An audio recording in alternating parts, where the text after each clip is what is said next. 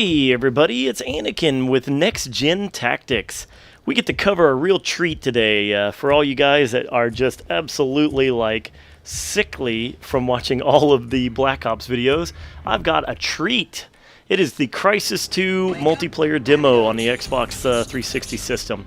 For you guys on the consoles who have never played Crysis, I wish that I could buy you all high-end PCs, hand you a copy of the original Crysis and Crysis Warhead games, and say, go to some quiet, desolate place where you have no cell phones, no distractions, no school, no wives, no nothing, and just go play those two games non-stop until you beat them both.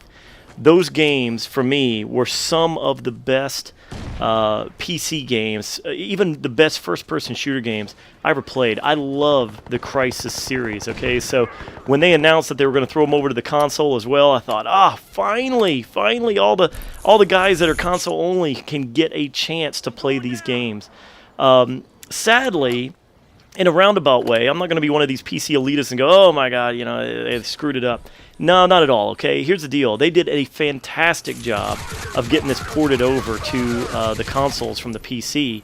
However, having said that, they did seem to, lose some things along the way. On the PC version, on the original Crysis and Crysis Warhead, you had a suit that had 5 options on it. And you could turn these options on at any given time because you had this rechargeable power supply that was, on the suit. So you could enhance your armor, you could enhance your speed, you could turn on a cloak, you could, turn on extra strength. And you had these great moments in the game where, you could tackle any problem in the game in any variety of ways. You could use a missile launcher, you could, use a sniper rifle, you could just run and gun and turn on enhanced armor and go in there and tear people up. You could just literally walk right up to people while they're shooting you with enhanced armor, switch over to enhanced strength, grab them by the neck and throw them, all kinds of ways to handle, all these conflicts that the game gave you, and it's just fantastic stuff. The game engine was unbelievable, okay? One thing that a lot of people talked about at the time was, the game was so rough on PCs. You had to have, some mega mainframe machine to run the stupid game. But let me tell you, Crysis was the driving force behind me constantly upgrading. It was like, I swear I upgraded my whole PC twice to play Crysis. And even now, for those of you that knew, I built my new computer here just recently to render all these new videos for my channel and kind of upgrade a few other things, 3D animations, some of the other stuff that I do for my job. Even now, the very first thing I did when I got my PC set up, I got Windows 7 installed, got a couple of things installed, got some things configured the way I want, and I grabbed my Crysis disk and I installed it and ran Crysis just to see how smooth and gorgeous that game is. So now you guys have the chance to at least play the new iteration of the Crysis franchise, and that's this Crysis 2, at least the demo right here. As you can tell, the game looks gorgeous. I mean, this thing is just unbelievable. It probably does put most other first-person shooters to shame. At least currently out there on the console market. It's just gorgeous. And then the movement. I actually heard a few people early on talk about there's some kind of this weird input lag, where it just doesn't feel right or whatever. Man, I'll tell you what, I didn't really seem to have that problem. I would say it's at least as responsive with the controller, as most any other first-person shooter. Maybe the Infinity Ward engine for Modern Warfare 2 and Modern Warfare, I think were probably the absolute best response time, at least for input lag. I don't mean, network code and all that. But, for input lag, I think that those two games, the Infinity Ward engine is still the best one out there. But, when it comes to, say, Black Ops and World at War, like the stuff that Treyarch puts out, or if you want to talk about the Killzone games, even Halo, is pretty darn responsive. But there's still that weird little 10 millisecond lag time that seems to exist in the input lag from the controller. I would say this is definitely in that realm. Okay, this is certainly not something that to me responds slowly by any means.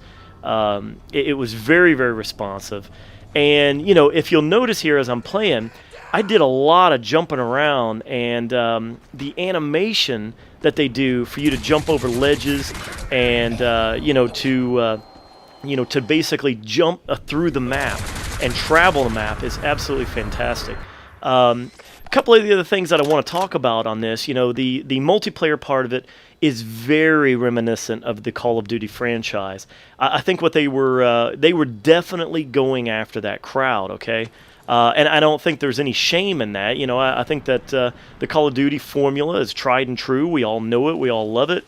So I don't see any issues in them, borrowing from that formula. And that's basically what they've done. They've got 5 classes that you can choose from, at least in the demo. I believe later it looks like you'll either be able to modify those classes or maybe even just completely, straight out build your own. I'm assuming that's what they're going to do. You actually have kill streaks, which I did not see in this game. Kill streaks seem to be pretty darn hard to come by. You see here I picked up a sniper rifle. Had a good time with it too. I don't think I hardly killed anyone, but it was certainly a neat experience. The sniper rifle seemed very much dead on. When I pointed at somebody, it looked like it was going to hit. There was no hit detection lag, nothing like that. Obviously it's got a sci-fi element to it, which of course I'm always on board for. In fact, there was some rumors going around here a while back. I haven't heard them in a while, but there were some rumors going around a while back that the next Call of Duty was going to be kind of a space marine kind of approach. And let me tell you, I will go and actually help the developers make that game. If they if they want me on board for that, I'll go over there and give them a hand. Because anytime that you throw a sci-fi twist on a formula like the Call of Duty franchise, I am on board. Let me tell you, 100%. So anything that's got kind of a little bit of a sci-fi element thrown in to where the guns are a little bit otherworldly or just a little different enough that that it's new and fresh and different, then I am 100% on board, and I think Crysis is going to deliver that for me. The demo is a little sparse in the content that it allows. For the most part, you get this one map, which is not a bad map at all. I enjoyed it.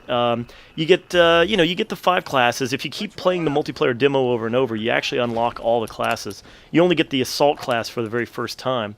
And then as you keep playing, they actually let you, go through and unlock more content and kind of have a perpetual account, if you will, for the Crysis universe right here in the demo. I really recommend you guys check this out because I want to hear some feedback from everybody who has played it. It seems like it's getting mixed results overall. I'm trying to snipe this guy. You guys should know by now Anakinn doesn't snipe. I'm terrible at it. I don't know why. I don't have the patience to sit there and hone in on somebody. Anyway, I'm really going to be probably one of the people that picks up Crysis 2. I'm going to get it, I think. It's so hard to say whether I want to get it for PC or get it for Xbox 360. I'm really leaning towards the Xbox because I want to be able to play with all of you guys. But I'll tell you, I'm such a PC enthusiast, and this game looks and plays incredible on the PC as well, from what I understand. So I don't know. You guys will just have to look and see what I end up with. Obviously, if there's enough demand, we'll go through once again and see if you guys want to help me buy one or the other for one platform or the other. We'll figure that part out later. But that's if there's enough demand. I'll see which platform I end up getting it for, and I hope to see you guys join me in some Crysis 2. So my take overall is certainly give the demo a try. I'm sold on it, but then again, I'm already biased towards this franchise. I love everything that it's got to offer. It felt pretty darn solid. The bullets went right where I wanted them to go. Look at that, this heavy gun. I'm playing the gunner right now. I went ahead and unlocked that one. Basically, it's just kind of a heavy gunner class. Look at the that's a really neat effect right there. The invisibility cloak. That you really are invisible there for a short period of time. And I think that can certainly make for some really, really fun gameplay later on. I can't wait to see what people do with that. This was just one game. I played about, I don't know, 4 or 5 matches. It is very, very neat. I'm pretty stoked about it. I think it comes out in mid or early March, I think. So be on the lookout for that, and you'll see me covering this game a little bit along the way as well. But anyway, as always, thanks for watching, and I'll see you guys next time. Hey guys, we're on Facebook. Check the description of this video for the link to our new Facebook application. Subscribe and get our latest video updates posted right on the wall on your own Facebook page.